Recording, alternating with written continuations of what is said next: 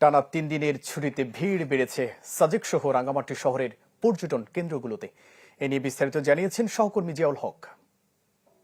আমরা এই মুহূর্তে রয়েছি রাঙামাটির অন্যতম যে বিনোদন কেন্দ্র, যেটি হচ্ছে রাঙামাটি পুলিশের পরিচালনাধীন পলওয়েল পার্ক।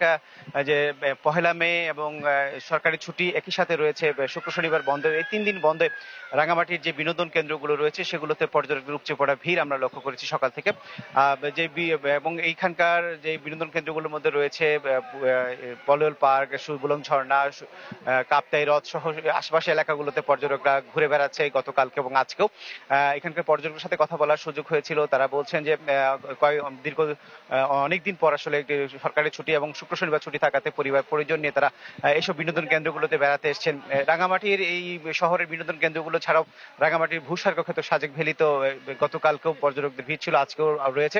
এবং সেখানকার ব্যবসায়ী যেটি বলছেন যে গত 2 দিন ধরে এবং আগামীকাল শনিবার পর্যন্ত এই পর্যটকদের ভিড় তারা আছে বলে তারা আমাদের জানিয়েছেন।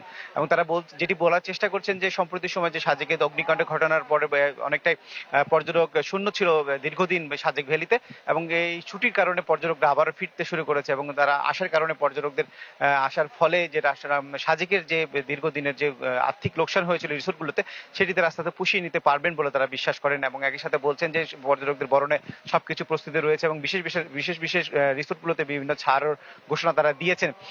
একই সাথে এখানকার যে পর্যটকদের নিরাপত্তায় আমরা দেখেছি টুরিস্ট পুলিশের পাশাপাশি সাদা পুলিশের বিভিন্ন বিনোদন কেন্দ্রগুলোতে দায়িত্ব পালন করছেন। এবং রাঙামাটির যে ব্যবসায়ী রয়েছেন, হোটেল ব্যবসায়ী, তারা বলছেন যে এপ্রিল মে এই সময়টাতে আসলে পর্যটকদের একটু সংখ্যাটা কম থাকে এবং এই সরকারি ছুটি এবং একই সাথে শুক্র শনিবার কারণে এখানকার পর্যটকদের ভিড় বেড়েছে। তারা মনে করছেন মৌসুমের এই সময়টাতে পর্যটক আসায় আগামী দিনের যে বর্ষা মৌসুমে তারা ভালো একটা পর্যটক পাবেন এবং তারা আশা করছেন এর মাধ্যমে তাদের ব্যবসাটা আরো ভালোভাবে চালিয়ে নিতে পারবেন বলে তারা বিশ্বাস করছেন।